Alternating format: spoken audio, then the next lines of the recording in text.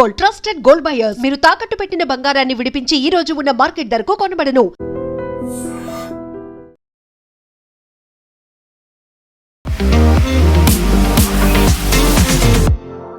నమస్తే, నేను Kavitha. Welcome to I dream news and నిజాలు. కాక్రోచ్ జనతా పార్టీ ఇప్పటికి కూడా ధర్నా కొనసాగిస్తూనే ఉంది. ధర్మేంద్ర ప్రధాన్ రాజీనామా చేయాలి అనేటువంటి ప్రధాన డిమాండ్తో కేంద్ర ప్రభుత్వంతో చర్చలకి న్యూట్రల్ ప్లేస్లో జరపడానికి కూడా థర్డ్ ఫేజ్ అనేది జరగబోతున్నాయి. బట్ ఇంకొక వైపు సోనం వాంగ్చుక్ ధర్మేంద్ర ప్రధాన్ రాజీనామాని ప్రస్తావించకుండానే తన దీక్షను విరమించారు 26 రోజుల తర్వాత. అక్కడేమైనా స్ప్లిట్ అనేది కనిపిస్తోందా? ఇందులో కూడా చాలా కీలకంగా కనిపిస్తోంది. కాక్రోచ్ జనతా పార్టీకి సంబంధించి కేంద్ర ప్రభుత్వం కూడా ఒక మైండ్ గేమ్ ప్లే చేయబోతోంది అనేటువంటి మాట. సమూలమైనటువంటి ప్రక్షాళనలను నేషనల్ టెస్టింగ్ ఏజెన్సీలో తీసుకొస్తున్నాము అని చెప్తూనే ధర్మేంద్ర ప్రధాన్ రాజీనామా గురించి కేంద్ర ప్రభుత్వం ఎందుకు మాట్లాడట్లేదు? బోల్డని క్వశ్చన్స్ ఉన్నాయి. మనతో పాటుగా ఉన్నారు సీనియర్ జర్నలిస్ట్ సురేష్ కొచ్చతిల్ గారు. సార్ నమస్తే. సోనం వాంగ్చుక్కి దీక్ష విరమింపచేసింది కేంద్ర ప్రభుత్వం. అది మళ్ళీ సీజేపీతో చర్చలు కూడా జరుపుతోంది. అయితే ఇక్కడ చాలా క్లియర్గా కనిపిస్తోంది, ధర్మేంద్ర ప్రధాన్ రాజీనామా గురించి సోనం వాంగ్చుక్ ఏం మాట్లాడలేదు. బట్ సీజేపీ మాత్రం దాన్నే పట్టుదలగా ఉంది. ఇద్దరు రెండు వర్షన్స్ ఎందుకు అలా కనిపిస్తోంది?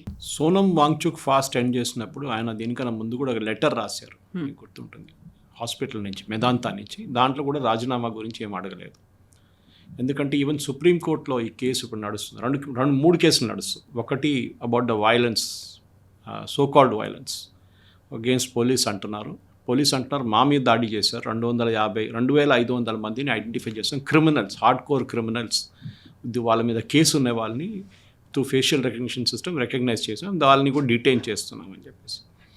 దాని కాకుండా చాలా మటుకు అక్కడ జరిగిన వైలెన్స్లో కత్తిలు, తుపాకీ, నిన్న ఒక ఇద్దరిని పట్టుకున్నారు with country made pistols. Anyway అది ఒక లా అండ్ ఆర్డర్ ఇష్యూ, మనం అక్కడ వెళ్ళక్కర్లేదు. బహుశా ఇవాళ రేపు ఇంకా ఎక్కువ వైలెన్స్ ఉంటుంది, ఎందుకంటే వీకెండ్ ఉందని చెప్పేసి. కానీ ఒక మాట మనం అర్థం చేసుకోవాలి, ఇప్పుడు there is a clear division in the CJP camp. Okay, Abhijit దీప్కేతో నాకు జాండీస్ అయిందని చెప్పి నేను వెళ్ళిపోతున్నా అని చెప్పి పక్కనే వెళ్ళిపోయారు. కానీ అది కాదు మోస్ట్ ఇంపార్టెంట్, ఆయన క్రెడిబిలిటీ కూడా ఉంది. బాస్టన్ యూనివర్సిటీ నుంచి సస్పెండ్ చేసి పంపించారని చెప్పి ఇప్పుడు బాస్టన్ యూనివర్సిటీ నుంచి వస్తున్న న్యూస్ ఉంది. నేను బహుశా అక్కడి నుంచి డీటెయిల్స్ తెప్పిస్తున్నాను. He was deported from the US. అదే, so now that news is coming fourth.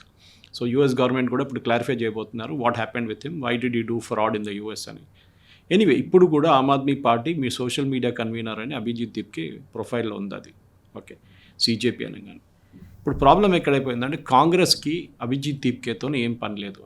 చాలా క్లియర్గా వాళ్ళు చెప్పేశారు, we will hold our own protest. మేము మా వైపు నుంచి మా ప్రొటెస్ట్ నడిపిస్తాం, పార్లమెంట్లో మేము గొడవ చేస్తాం, కానీ అభిజిత్ దీప్కేని we will not allow him to hijack this movement. చాలా క్లియర్గా సోనం వాంగ్చుక్ వైఫ్ కూడా డైరెక్ట్లీ అభిజిత్ దీప్కేని ఆయన అటాక్ చేశారు. ఇవాళ ఒక పెద్ద లెటర్ రాసి సోషల్ మీడియాలో. షీ సెడ్, మీకు ఇంతనే కాన్షియన్స్ లేదు, ఒక ఆయన ఫాస్టింగ్లో ఉన్నాడు 21 రోజులు, మీరు ఆయన వాడుకున్నారు. అండ్ న్యాచురల్లీ చాలామంది సోనం వాంగ్చుక్ ఫాస్ట్ని దేవానంద్ సినిమా ఒకటి ఉంది, గైడ్ అని చెప్పి, ఆర్కే నారాయణ్ మూవీ బుక్ మీద బేస్ అయినది. దాంట్లో సేమ్ ఫాస్టింగ్కి వెళ్తారు దేవానంద్ వర్షం కోసం. ఇది యాక్చువల్లీ ఫ్రాడ్. కానీ అక్కడ ఫాస్టింగ్లో కూర్చున్న తర్వాత ఆయన ప్రొఫైల్ మారిపోతుంది యాజ్ ఎ హ్యూమన్ బీయింగ్. ఇది అట్లనే అయిపోయింది. ఇది కూడా మీరందరూ కలిసి ఆయన్ని టార్గెట్ చేస్తున్నారు. అండ్ గైడ్ అని చెప్పలేదు, కానీ it is very obvious that what she was referring to. ఇప్పుడు జరిగింది ఏంటంటే, ఇప్పుడు యూనియన్ గవర్నమెంట్ సుప్రీంకోర్టులో 3 కేసులు డీల్ చేస్తుందని చెప్పింది. ఒకటి వైలెన్స్ గురించి, ఇంకోటి ఈ మార్పులు, ఏం మార్పులు తీసుకొస్తున్నారు పేపర్ లీకేజ్ అయితే, మూడోది నీట్ రిఫార్మ్ గురించి. 3 separate benches are listening to this. ఈ వైలెన్స్ కేసు మండే రోజు చీఫ్ జస్టిస్ చూసుకుంటారు. ఆల్రెడీ ఎగ్జిస్టింగ్ 2 కేసులు నడుస్తున్నాయి. దీంట్లో గవర్నమెంట్ చాలా క్లియర్గా చెప్పారు ఏంటంటే, మేము ఎన్టీఏ నేషనల్ టెస్టింగ్ ఏజెన్సీలో మార్పులు తీసుకొస్తున్నాం. 47 మందిని శాక్ చేశారు ఆల్రెడీ. ఎందుకంటే it's not a government agency, ఇది ఇండిపెండెంట్ ఏజెన్సీ, కానీ గవర్నమెంట్కి ఓవర్ సైడ్ కంట్రోల్ ఉంది దాంట్లో. సో రాధాకృష్ణ కమిటీ ఇచ్చిన రికమెండేషన్స్ కూడా ఏంటంటే, మీరు ఎక్కువ పర్మనెంట్ స్టాఫ్ని అపాయింట్ చేయండి, టెంపరీ స్టాఫ్ని పెట్టుకోకండి, టెంపరీ స్టాఫ్ ఎప్పుడు కాంప్రమైజ్ అవుతారని చెప్పేసి.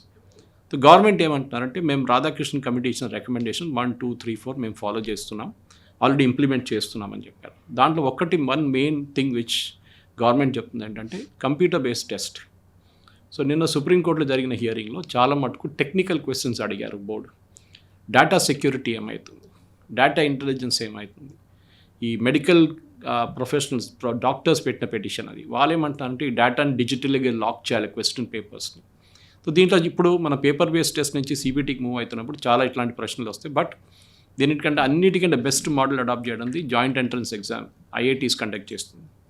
వాళ్ళ దాంట్లో లీకేజ్ లేదు, ఏం లేదు అంటే they have first class data security. So ఇది బెస్ట్ ఏంటంటే ఈ మొత్తం ఐఐటీ దగ్గర నుంచి కన్సల్టెన్సీ తీసుకొని దీన్ని ఇంప్లిమెంట్ చేయొచ్చు, లేకుంటే ఐఐటీకి అప్పగించవచ్చు దంటే ఐ థింక్ ఏదైనా ఒక ఐఐటీకి.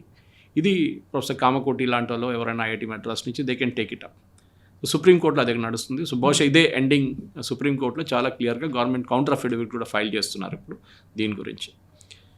మన నెగోసియేషన్స్లో ఎప్పుడు, and I'm very big fan of negotiations, ఎందుకంటే నేను ఎయిర్క్రాఫ్ట్ నెగోసియేషన్స్ గురించి పుస్తకాలు చాలా చదివాను. ఇప్పుడు ఎక్కువ హైజాకింగ్స్ లేవు, కానీ ముందు 70s and 80sలో సెక్యూరిటీ అంత టైట్ లేనప్పుడు చాలా ఎయిర్క్రాఫ్ట్ హైజాకింగ్స్ జరుగుతుండే. No one was Entebbe, operation Entebbe చేశారు ఇస్రాయల్ వాళ్ళు, Pan Am aircraft, I think it's Air France aircraft which was hijack to Entebbe, Uganda, Palestinian terrorist. అది కాకుండా మన దేశంలోని 3-4 హైజాకింగ్స్ జరిగింది. అందులో ప్రామినెంట్గా Kandahar, IC 814 was one thing. So ఇట్లాంటి చాలా మటుకు. అది కాకుండా ఉత్తరప్రదేశ్లో ఇందిరాగాంధీ గారిని అరెస్ట్ చేసినప్పుడు ఉత్తరప్రదేశ్ నుంచి ఇద్దరు just before election petition disqualify చేసినప్పుడు ఉత్తరప్రదేశ్ నుంచి 2-3 హైజాక్ చేశారు ఒక ఇండియన్ ఎయిర్లైన్స్ ఎయిర్క్రాఫ్ట్. అఫ్కోర్స్ వాళ్ళు ఢిల్లీలో వచ్చి సరెండర్ అయిపోయారు. వాళ్ళని ఉత్తరప్రదేశ్ కాంగ్రెస్ కమిటీలో చేర్చుకొని ఒకరికి ఎమ్మెల్యే టికెట్ కూడా ఇచ్చారు కాంగ్రెస్ వాళ్ళు. ఆలోచించండి. సో ఈ హైజాకింగ్స్లో ఎప్పుడైనా నెగోషియేట్ చేస్తున్నప్పుడు ఒక గేమ్ థియరీ అనే ఒక కాన్సెప్ట్ ఉంది. అంటే నెక్స్ట్ సైడ్ ఏం చేయబోతున్నారని యూ స్టార్ట్ థింకింగ్. ఓకే, వాళ్ళ దగ్గర 5 మంది హైజాకర్స్ ఉన్నారు, తుపాకీ ఉంది, బాంబులు ఉన్నాయి. So how do you deal with that అనమాట. What it believes other side can do. So government ఆలోచిస్తున్న CJP వాళ్ళు ఏం చేస్తారు. సో చెక్ పెట్టాలి అనేది నెగోసియేషన్స్ అదే ఉంటుంది. సో వాళ్ళు పెట్టిన 5 డిమాండ్లు, యూ విల్ సే 2 డిమాండ్లు మేము అంగీకరిస్తున్నాం. వాళ్ళు అంటారు కాదు 4 డిమాండ్లు మీరు అంగీకరిస్తారు.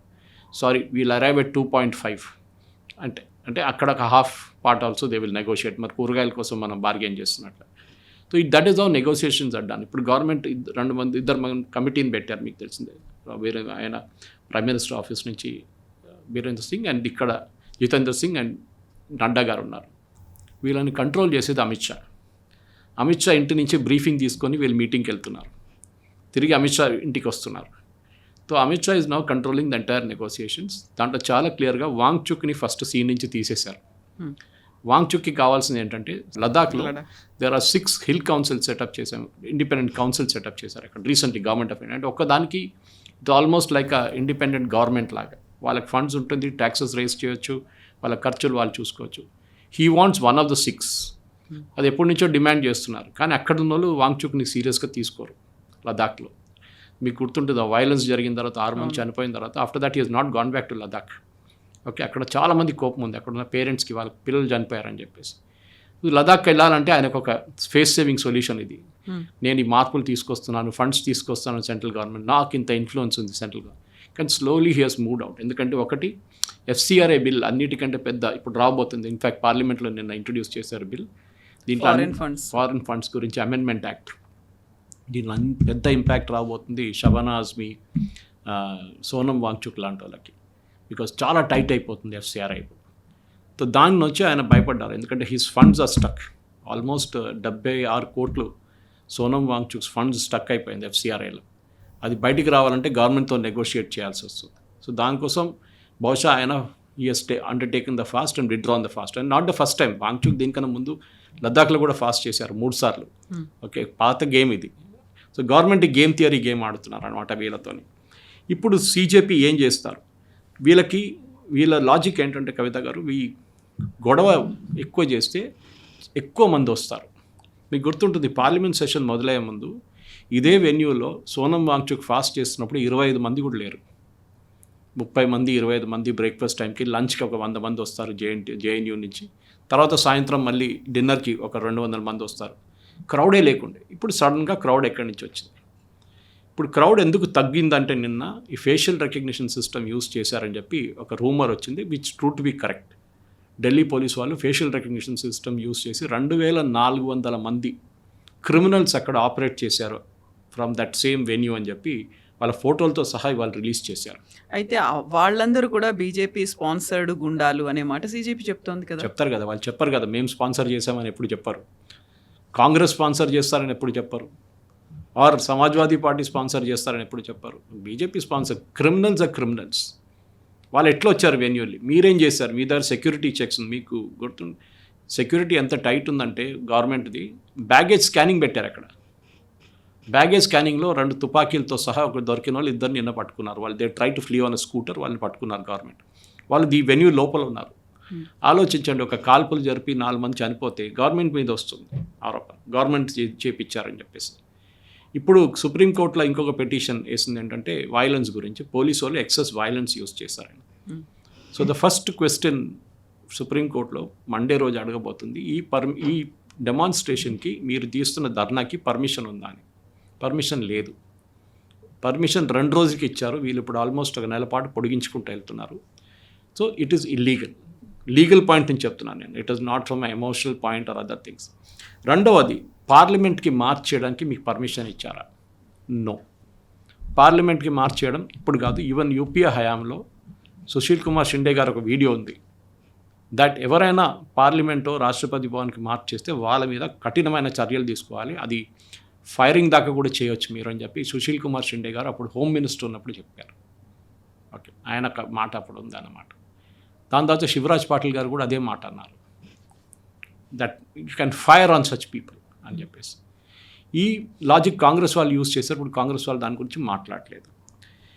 ఇంకోటి ఏంటంటే, ఈ సీజేపీ ఏమనుకుంటాను, మేము ఎక్స్పాండ్ చేసి ఆర్గనైజ్ చేసి అంటే మాకు క్యుములేటివ్ గెయిన్స్ వస్తుంది అంటే, ఫెన్స్లో కూర్చున్న సమాజ్వాదీ పార్టీ కానీ, ఎందుకంటే దీని ఇన్ఫ్లుయెన్స్ 3 స్టేట్స్లో ఉంది, Haryana, Punjab and Delhi and UP.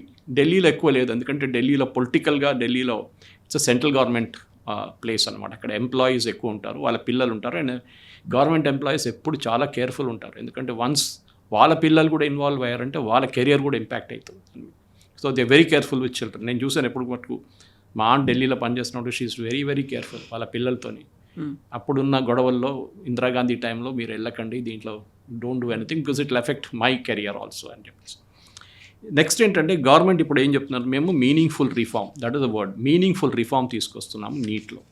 నేను చెప్పాను చూడండి, 10% నీట్ ఉండొచ్చు, యూపీఎస్సీ ఎగ్జామ్స్ ఉండొచ్చు, అక్కడెక్కడ leakage problem, leakage is always coming from NEET లాంటి ఎగ్జామ్ 2024లో జరిగింది.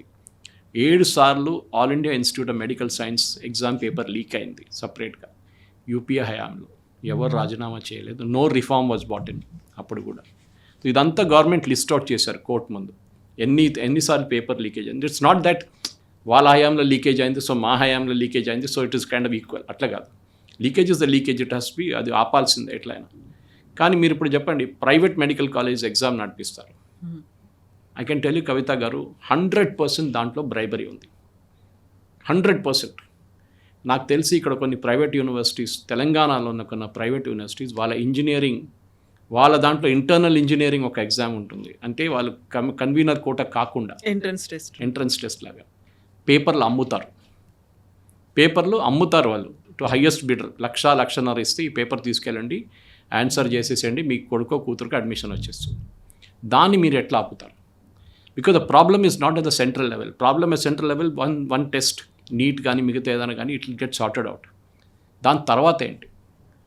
First for example post graduate exams తీసుకోండి మీరు మెడిసిన్ కోసం, అక్కడ కూడా ప్రాబ్లం వస్తుంది మీకు. స్టేట్ లెవెల్లో ఈజ్ మేజర్ ఇష్యూ. మన దగ్గర నారాయణగూడ కానీ, అమీర్పేట్ కానీ, దిల్సుఖ్ నగర్లో చదువుతున్న పిల్లలు, వాళ్ళ సంగతి ఆలోచించండి. స్టేట్ లెవెల్లో పేపర్ లీక్ అయితే we have to bring in reforms at state level also. అది supreme court should now take it into account అనమాట. చాలా క్లియర్గా సుప్రీంకోర్ట్ దీన్ని చేయాల్సి వస్తుంది. ఇప్పుడు వస్తున్న దాని ప్రకారం గవర్నమెంట్ ఒక మీనింగ్ఫుల్ రిఫార్మ్ తీసుకొస్తారు, సీజేపీ సీనియర్స్ అది తీసుకుంటారు, కానీ సీనియర్స్లో అభిజిత్ దీప్కే రాడు, because is Aam Aadmi Party guy.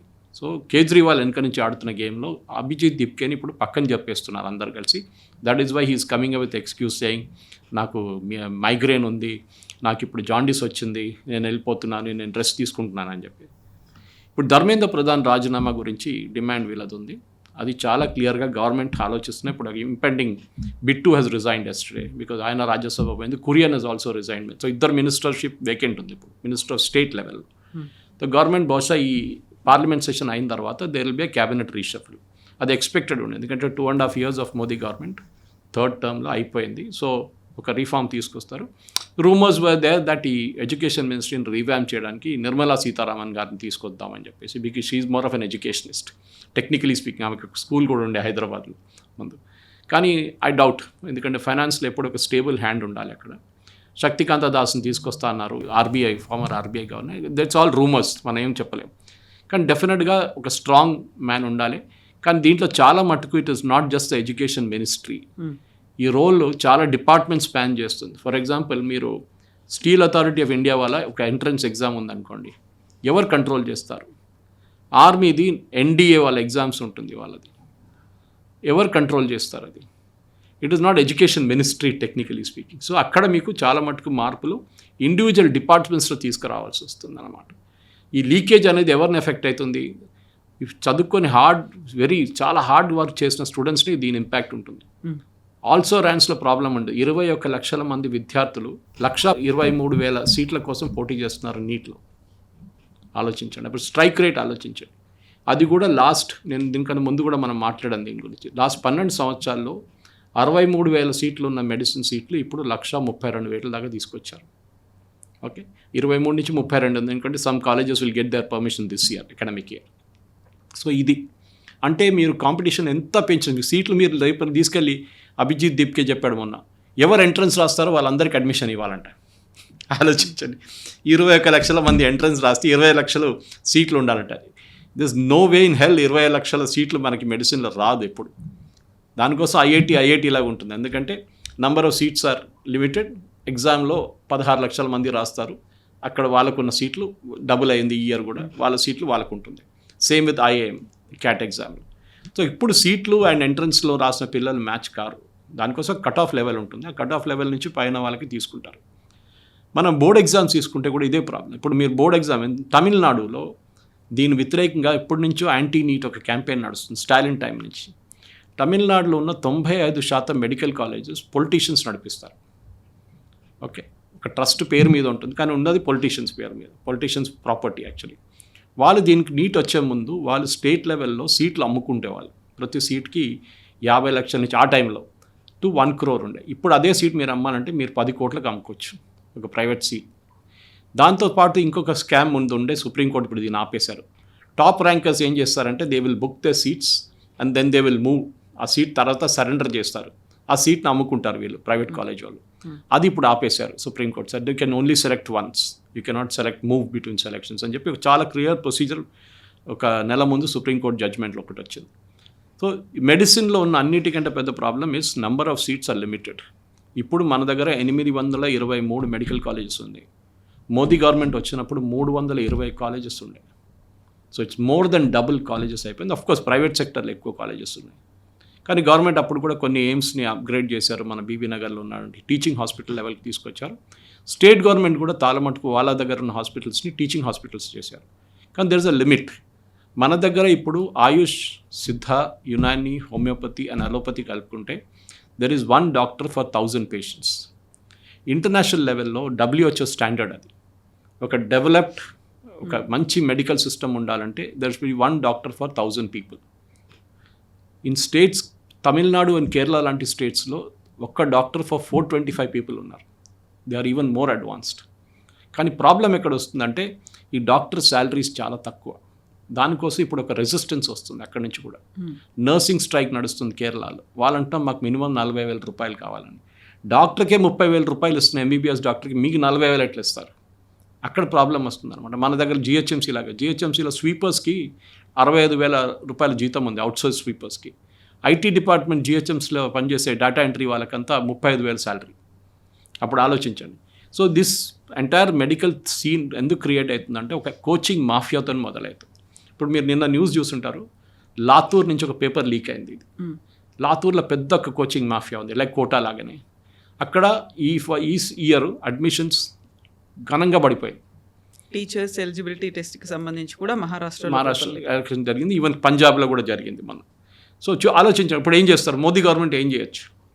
Just because BJP is ruling in Maharashtra or Aam Aadmi Party పంజాబ్లో ఉందని చెప్పేసి కర్ణాటకలో లీక్ అయింది.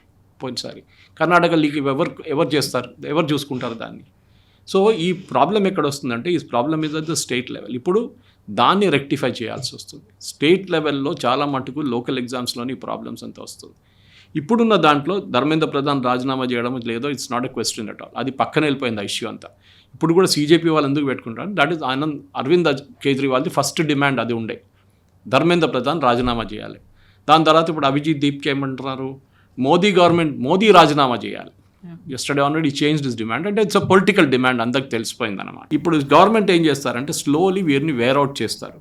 Okay, negotiate second round, third round, fourth round, fifth round అని చెప్పి ఎక్స్టెండ్ చేసుకుంటూ పోతారు. 14th రోజు పార్లమెంట్ సెషన్ ప్రోరోగ్ అయిన తర్వాత ఒక్కరు కూడా మీకు అక్కడ కనిపించారు. ఎవరు అందరూ వాళ్ళ పని మీద వెళ్ళిపోతారు. సార్, మనం నీట్లో రీఫార్మ్స్ లేకుంటే నేషనల్ టెస్టింగ్ ఏజెన్సీలో మార్పులు అని అనుకున్నప్పుడు నేషనల్ టెస్టింగ్ ఏజెన్సీకి సంబంధించి 39 మంది అవసరం ఉంటే కేవలం 24 రిక్రూట్మెంట్లే అయ్యాయి. మిగతా వాళ్ళది ఇప్పటిదాకా జరగలేదు.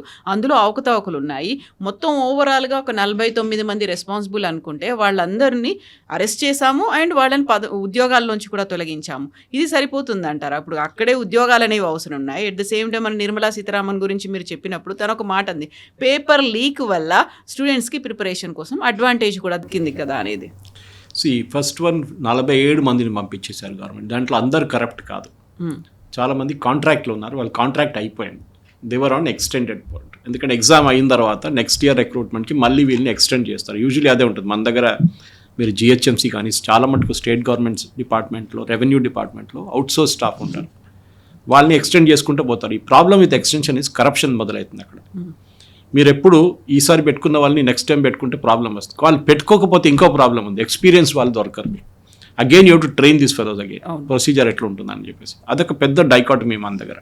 అది ఎట్లా సాల్వ్ చేయాలని నాదర్ సొల్యూషన్ లేదు. కానీ ఐ థింక్ ఒక mix of experienced and fresh hands తీసుకోవాలి. నెక్స్ట్ టైం ఎక్స్పీరియన్స్ వాళ్ళు తీసుకొని ఈ ఫ్రెష్ హ్యాండ్స్ ఎక్స్పీరియన్స్డ్ అయిపోతారు, కొత్త వాళ్ళని తీసుకోవాలి.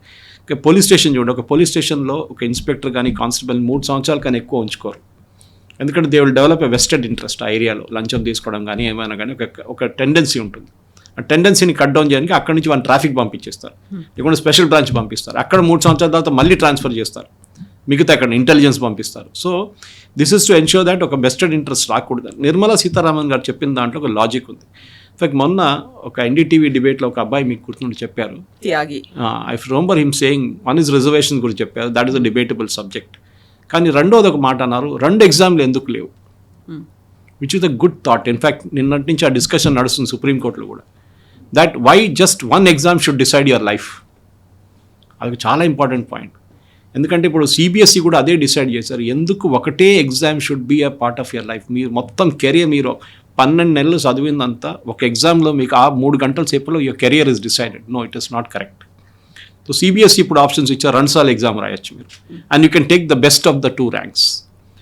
ఇప్పుడు నీట్లో కూడా అట్లా చేయవచ్చా అని అడిగితే ఇట్స్ బిగ్ డిబేటబుల్ సబ్జెక్ట్. నాకు ఈసారి మంచి ర్యాంక్ వచ్చింది, నెక్స్ట్ టైం నా ర్యాంక్ పోయింది, కానీ ఈ ర్యాంక్ తీసుకోవాలన్నా ఆ ర్యాంక్ తీసుకోవాలన్నా actually I take the higher rank. కానీ ఎంతమంది హయ్యర్ ర్యాంక్ నుంచి జనరేట్ చేస్తారో, ఎట్లా క్యాల్కులేట్ చేస్తారో, there should be a scientific methodology. కానీ నేను కూడా I'm all in agreement for that. Give 2 chances. ఇంకోటి ఏంటంటే ఆ అబ్బాయి చెప్పిన ఇంకో మాట కూడా ఉండే, దట్ సైన్స్ సబ్జెక్ట్స్ మీద ఎప్పుడు డిపెండెన్సీ ఉంటుంది. ఫర్ ఎగ్జాంపుల్ మీరు ఈవెన్ ఎన్డీఏ ఎగ్జామ్కి వెళ్తున్నప్పుడు ఒక అమ్మాయి కామర్స్ తీసుకున్నారనుకోండి, వాళ్ళ సెకండ్ టర్మ్లో 12th 11th 12th సిబిఎస్ఈలో ఆప్షన్స్ ఉంది అట్లాంటివి. అట్లా తీసుకున్నప్పుడు వాళ్ళు they cannot write proper NDA exam రాలేకపోతారు వాళ్ళు. For that matter any other mathematics ఉన్న ఏ పేపర్ అయినా కానీ అది ప్రాబ్లం వస్తుంది. సో మీరు ఆప్షన్స్ ఇవ్వాలి. సైన్స్లో కూడా 6 పేపర్లు ఉంటే బయాలజీ, కెమిస్ట్రీ, మ్యాథ్స్, ఫిజిక్స్ అట్లాంటి చాలా మటుకు సబ్జెక్ట్స్ తీసుకెళ్తే 3 పికప్ చేసుకోండి దాని నుంచి, which ever is suits you fine. ఎగ్జామ్లో చాలా రిఫార్మ్స్ రావాల్సింది మన దేశంలో. ప్రాబ్లం ఏంటంటే మనం ఎప్పుడు అమెరికాతో కంపేర్ చేస్తాం. మనకి rote learning is a methodology. ఎంట్రన్స్లో కూడా అంతే కదా, చదువుకుంటారు. ఈ కోచింగ్ మాఫియా గురించి చెప్పాం మనం అప్పుడు, లాతూర్లోను కోచింగ్ మాఫియా, కోటాలో.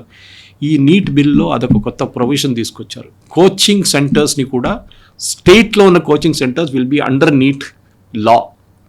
ఓకే, దాంట్లో చట్టం కొత్త మార్పు తీసుకు, నీట్ అని కాదు, ఎగ్జామ్ రిఫార్మ్స్లో, just me be clear, not NEET, exam రిఫార్మ్స్లో గవర్నమెంట్ కొత్త చట్టం తీసుకొచ్చిన దాంట్లో కోచింగ్ సెంటర్స్ని కూడా తీసుకున్నారు.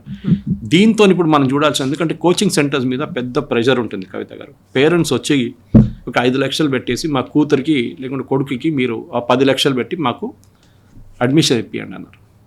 ఐ రిమెంబర్ వన్స్ పుల్లేల గోపీచంద్ దగ్గర ఇది ఎట్లాంటి ఒక ఇన్సిడెంట్ జరిగిందంట. ఎవరో అకాడమీలో పేరెంట్స్ ఎవరో అస్సాం నుంచి ఎవరో వచ్చి 25 lakhs పుల్లేల గోపీచంద్ ముందు పెట్టి, I think that was amount, I don't remember, but one of my cousins who saw it told me this. పెట్టేసి మా కూతుర్ని maker the next PV Sindhu అని చెప్పారంట. గోపీచంద్ టోల్డ్ ఇట్స్ ఎంత డబ్బులు పెట్టినా కానీ పివి సింధు లాగానే తయారైంది. She worked hard for where she is. అది సింధు కానీ సైనా నెహ్వాల్ కానీ ఎవరైనా ఇట్ టేక్స్ 100 మంది వస్తే దాంట్లో 2-3 ఆ లెవెల్కి వెళ్తారు. మీరు డబ్బులు పెట్టారని చెప్పేసి I cannot make her the next PV champion కాదు. Same thing here also. మీకు తెలిసి ఉంటుంది, ఈ మన దగ్గర ఉన్న, నేను వాళ్ళ పేర్లు తీసుకొని కానీ మన దగ్గర ఉన్న ఈ so called coaching colleges, slave schools అంటారు కొంతమంది, వాళ్ళు ఏం చేస్తారంటే వాళ్ళ ఫస్ట్ ఎంట్రన్స్ ఎగ్జామ్లో they will do an entrance exam అందరు జాయిన్ అయిన స్టూడెంట్స్కి. దాంట్లో they will detect the top 100 to 200 rankers. వాళ్ళని సపరేట్ క్యాంపస్లో పెడతారు, విచ్ ఇస్ నాట్ కరెక్ట్. ఎందుకంటే ఆ ఎగ్జామ్లో పాపం ఆ రోజు టెన్షన్లో ఆ అబ్బాయి అమ్మాయో కొంచెం అక్కడిక్కడ వెళ్ళి ఉంటారు. మీరు అదే సో కాల్డ్ స్లేవ్ స్కూల్స్లో మీరు 2-3 డివిజన్స్ పెడుతున్నారు. ఎందుకంటే మీకు టాప్ ర్యాంకర్స్ కావాలా రేపు ఫుల్ పేజ్ యాడ్లు పెట్టడానికి. That is what government needs to do. And I think బహుశా మోదీ గవర్నమెంట్ చేయబోతుంది అది. ఈ పేపర్లో పెట్టే ఫుల్ పేజ్ యాడ్లు తీసేసేయాలి ఫస్ట్. పిల్లల మీద చాలా పెద్ద ఒక నెగటివ్ కాన్సెప్ట్ వచ్చేస్తుంది. అడ్మిషన్ రాని పిల్లలు ఆ ఫోటో చూసి వాళ్ళ మైండ్లో వాళ్ళ సంగతి ఆలోచించండి. వాళ్ళ పేరెంట్స్ వాళ్ళ మీద చేస్తున్న అక్యూజేషన్ ఆలోచించి చూడరా వాళ్ళ ఫోటో వచ్చింది, చాలా పెద్ద సార్. అది ముందు ఆపాలి. This coaching mafia. కానీ కోచింగ్ ఎందుకు కవిత గారు? పిల్లల్ని మీరు ట్యూషన్కి ఎందుకు పంపిస్తారు? చిన్నప్పటి నుంచి చూస్తారు, 2వ క్లాస్ 3వ క్లాస్ నుంచి పేరెంట్స్ ట్యూషన్కి వెళ్ళిపో సాయంత్రం అయిపోయింది. ఎందుకంటే they don't want to take the trouble of పిల్లలతో కూర్చొని చదివించడం అంతా వాళ్ళకి లేదు. వాళ్ళ రెగ్యులర్ రొటీన్లో ఉన్నారు, డబ్బులు సంపాదించాలి, husband and wife both are working. ట్యూషన్కి వెళ్ళిపో అంతే. సాయంత్రం స్కూల్ నుంచి వచ్చి డ్రెస్ అంతా మార్చుకొని just freshen up and go to school, ఏదైనా తినేసి ట్యూషన్కి వెళ్ళిపో. వాళ్ళు హోంవర్క్ కూడా చేపిస్తారు ఇప్పుడు. దాంతో ఏమవుతుందంటే స్కూల్లో చేయని ఆ గ్యాప్ ఉంది చూడండి, అది ట్యూషన్ సెంటర్స్ ఫిలప్ చేస్తున్నారు. స్కూల్లో ఒక క్లాస్లో 50-60 మంది పిల్లలు ఉంటారు, కొన్ని స్కూల్స్లో 20 ఉంటారు. పర్సనల్ అటెన్షన్ లేదు. కోచింగ్ సెంటర్స్ కూడా ఇదే ఎక్స్ప్లాయిట్ చేస్తున్నారు. పొద్దున్న నుంచి సాయంత్రం దాకా బ్రేక్ లేకుండా నడిమిట్లో ఒక చిన్న లంచ్ బ్రేక్ ఇచ్చేసి స్పోర్ట్స్ లేదు, ఏం లేదు. వాళ్ళ మీద చాలా మటుకు ప్రెషర్ తీసుకొచ్చి అడ్మిషన్. సో అక్కడే పేపర్ లీక్ అయితే పెద్ద అడ్వాంటేజ్. ఎందుకంటే వాళ్ళ ర్యాంకింగ్, వాళ్ళ సెంటర్స్ ఉన్న ర్యాంకింగ్ పెరుగుతుంది. నా ఈ మెడికల్ ప్రొఫెషనల్స్ ఇచ్చిన కేసు సుప్రీంకోర్టులో ఏమంటున్నారు, you should publish result centre wise, which I think is a very good thing. అప్పుడు మీకు తెలిసిపోతే ఒకటే సెంటర్ నుంచి 30 మంది ర్యాంక్ వచ్చారు, ఇంకొక సెంటర్లో ఇద్దరే ఉన్నారు అంటే obviously something was wrong with this centre. ఇక్కడ ఎవరో పేపర్ లీక్ చేశారో లేకుంటే ఏదో ఒక బెనిఫిట్ వీళ్ళకి వచ్చింది. అంత 30 మంది ఒక సెంటర్ నుంచి ఎట్లా సెలెక్ట్ అయ్యారు? నంబర్ తీసుకుంటున్నాను, ఇట్ మేబీ 30 or 40, 50 కూడా ఉండొచ్చు. So this is another very good reform అనమాట గవర్నమెంట్ తీసుకొస్తుంది. దీన్ని ఒక ఆర్గనైజ్ క్రైమ్ కూడా తీసుకొస్తున్నారు గవర్నమెంట్. 10 కోట్ల ఫైన్, 10 సంవత్సరాల జైలు శిక్ష. కానీ కవిత గారు ఇవాళ టైమ్స్లో ఒక మంచి ఆర్టికల్ వచ్చింది దట్ మన దగ్గర fast track courts are not fast track courts. మనం నిర్భయ కేసులో చూసాం, ఫాస్ట్ ట్రాక్ కోర్ట్ శిక్షించి 6 వారాల లోపల శిక్షించేసారు, అయిపోయింది. ఆ కేసులు ఎక్కడున్నాయి ఇప్పుడు? బట్ దీంట్లో కూడా ఫాస్ట్ ట్రాక్ కోర్ట్ పెడుతున్నారు. ఏమవుతుంది? ఫాస్ట్ ట్రాక్ కోర్ట్ శిక్షించేస్తారు, then they will go to division, the munsif court లేకుంటే డిస్ట్రిక్ట్ కోర్ట్, అక్కడ ఒక 3 సంవత్సరాలు పడి ఉంటుంది. అక్కడ నుంచి హైకోర్టుకి వెళ్తారు నెక్స్ట్ అపీల్కి. హైకోర్టులో ఒక 5-10 సంవత్సరాలు పడి ఉంటుంది. అప్పుడు దాకా ఈయన 40 అయిపోతాడు, 50 అయిపోతాడు అబ్బాయి అమ్మాయి, లేకుంటే కోచింగ్ సెంటర్ ఓనర్ చనిపోయి ఉంటాడు. అప్పుడు దాకా ఏం చేస్తారు? What will you do? Fast track అనేది it should be the last thing. High court ఒకటే అపీల్ ఉండాలి. హైకోర్టులో ఒకటి అపీల్ తర్వాత no more appeals after that. అది కూడా time bound, within 6 months high court appeal dispose చేయాలి. ఈ ఫాస్ట్ ట్రాక్ అనేది ఇట్స్ మిస్నామర్. మనం దిశ కేసు తర్వాత చూసాం ఇక్కడ తెలంగాణలో. నిర్భయ కేసు తీసుకోండి మీరు, ఎక్కడుంది ఇప్పుడు దాకా అపీల్స్ ఫినిష్ కాలేదు. This is where the problem. మనం ఇదంతా అయిపోయిన తర్వాత 5 సంవత్సరాల తర్వాత దీని గురించి మర్చిపోతాం. ఆ సూసైడ్ చేసుకున్న పిల్లలకి కాంపెన్సేషన్ ఇవ్వాలి, ఇచ్చేస్తే ఏమవుతుందండి? రేపు మళ్ళీ ఎగ్జామ్లో 10 మంది సూసైడ్ చేస్తారు, మీరు మళ్ళీ వాళ్ళకి కాంపెన్సేషన్ ఇస్తారా? మన దగ్గర చూస్తాం, ఇంటర్మీడియట్ ఎగ్జామ్ కాగానే కొంతమంది పిల్లలు సూసైడ్ చేసుకుంటారు, కొంతమంది రిజల్ట్ వచ్చే ముందే సూసైడ్ చేసుకుంటారు భయపడి. ఇది ప్రాబ్లం అన్నమాట. ఎందుకంటే పేరెంట్స్ వైపు నుంచి ఉన్న ఇంక్రెడిబుల్ ప్రెషర్, కోచింగ్ సెంటర్ వైపు నుంచి ప్రెషర్, ఈ 2 తట్టుకోలేక పిల్లలు చనిపోతున్నారు. దానికి హెల్ప్ చేయడానికి వీళ్ళు టాప్ లెవెల్లో ఉన్న 100 అని చెప్పాను చూడండి, వాళ్ళకి లీక్ చేస్తారు క్వశ్చన్ పేపర్.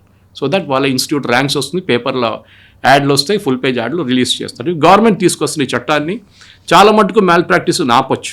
కానీ అపీల్స్ కూడా వీళ్ళు చాలా క్లియర్గా చెప్తున్నారు, అపీల్స్ కూడా చాలా మటుకు తగ్గించాలి. కానీ దాని డీటెయిల్స్ ఇంకా రాలేదు గవర్నమెంట్ దగ్గర నుంచి. సుప్రీంకోర్టులో ప్రెజెంట్ చేస్తున్నారు. ఇప్పుడు 2024 తర్వాత రాధాకృష్ణ కమిటీ ఇచ్చిన రికమెండేషన్ సిబిటీకి వెళ్ళాలి. సో సిబిటీ చేయాల్సిందే, కానీ డేటా ప్రొటెక్షన్ ఎట్లా ఉంటుంది, క్వశ్చన్ పేపర్స్ని ఎట్లా లాక్ చేస్తారు మీరు, ఎందుకంటే మీకు తెలుసు ఎట్లా ఉంటుందో 10,000 క్వశ్చన్స్ ఉంటుంది ఫిజిక్స్లో, దాని నుంచి ఒక 30 సెట్స్ తయారు చేయమంటారు, డిఫరెంట్ సెట్స్ జంబుల్డ్ అప్. అది ఎట్లా చేస్తారు, ఏం చేస్తారని ఐఐటి దగ్గర ఒక మోడల్ ఉంది జేఈఈలో, అదే మోడల్ మీరు ఫాలో చేయొచ్చు ఇక్కడ కూడా నీట్లో. ఫర్ ఎగ్జాంపుల్ మన దగ్గర ముందు ఎంసెట్ అని ఒక ఎగ్జామ్ ఉండే, ఇప్పుడు కూడా ఉందనుకుంటాను అది, కానీ దాంట్లో మెడిసిన్ లేదు ఇప్పుడు, only I think engineering is they. కానీ ఇప్పుడు అది ఎవరు పట్టించుకోరు, ఎందుకంటే ఐఐటికి వెళ్తున్నారు. So let us have a combined exam అనమాట.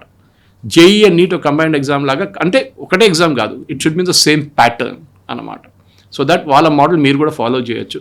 ఒకటే ఎయిమ్స్ ఢిల్లీ వాళ్ళు ఈ సంవత్సరం ఎగ్జామ్ కండక్ట్ చేస్తారు అండర్ ఎన్టీఏ ప్రాబ్లమే వస్తుంది అనమాట. అక్కడ కూడా మీకు ఒక నేషనల్ టెస్టింగ్ ఏజెన్సీ అనేది వాళ్ళు ఒక ఎగ్జామ్ కాదు కండక్ట్ చేసేది, చాలా ఎగ్జామ్స్ కండక్ట్ చేస్తారు. యూపీఎస్సీ లాగా, యూపీఎస్సీ ఐఏఎస్ సెలెక్షన్ నుంచి సివిల్ సర్వీస్ నుంచి ఏం చెప్తారు, ప్రమోషన్ ఎగ్జామ్స్ కూడా నడిపిస్తారు వాళ్ళు. సో మన దగ్గర క్రెడిబిలిటీ ఎప్పటి నుంచో పోయింది, ఎగ్జామ్స్ది లేవు మన దగ్గర క్రెడిబిలిటీ. డబ్బులు ఉంటే మీరు ఎవరినైనా కొనుక్కోవచ్చు, మన దేశంలో అది మెయిన్ పాలసీ అనమాట. సో డిజిటల్ లాకింగ్ చేయడం కానీ క్వశ్చన్ పేపర్, ఇదన్నీ క్వశ్చన్స్ ఉంది. 5 డిమాండ్లో 3 రిఫార్మ్లు అన్నారు సిజేపీ. 5లో గవర్నమెంట్ పాసిబ్లీ 2 అంగీకరిస్తారు, ధర్మేంద్ర ప్రధాన్ అంగీకరించరు. దాని తర్వాత 3 రిఫార్మ్లు అన్నారు. 3 రిఫార్మ్లు ఆల్రెడీ గవర్నమెంట్ ప్రపోజ్ చేశారు. చాలా రిఫార్మ్స్ ఉంది, సుప్రీంకోర్టు అప్రూవ్ చేయాల్సి వస్తుంది. అభిజిత్ దీప్కే కాదు, అక్కడ జేపీ నడ్డా గారు అప్రూవ్ చేయలేరు, because there is a case going on in the Supreme Court. ఆ కేసు లేకుంటే గవర్నమెంట్ ఏమైనా చేయొచ్చు. ఓకే, అది కాకుండా ఇప్పుడు ఈ పాలిటిక్స్ ఇవాళ కూడా మనం చూసాం, Congress spokes person and Samajwadi party Akhilesh Yadav అంటారు, కాంగ్రెస్ ఎట్లా నెగోషియేట్ చేస్తారు గవర్నమెంట్తోని, మేము లేమా ఇక్కడ, మీకన్నా ఎక్కువ సీట్లు మాకు ఉత్తరప్రదేశ్ నుంచి ఉంది, మీరెవరు నెగోషియేట్ చేయడానికని సమాజ్వాదీ పార్టీ అడుగుతున్నారు. So it has become a political game. ఎక్కడ మొదలైన ఇది ఎప్పుడైనా అంతే, మీరు ఫామ్ లా చూడండి, షహీన్ బాగ్ చూడండి, జామే మిల్లా ప్రొటెస్ట్, ఢిల్లీ రైట్స్ చూడండి, అన్నీ నార్మల్ దీని నుంచి మొదలై ప్రొటెస్ట్ పొలిటికల్ అయిపోయింది. ఏ రోజు పొలిటికల్ అవుతుందో ఇష్యూస్ అన్నీ పోతుంది అనమాట సైడ్ నుంచి. అదే ఇప్పుడు కూడా జరిగింది. Sir, thank you so much. Thank you very much.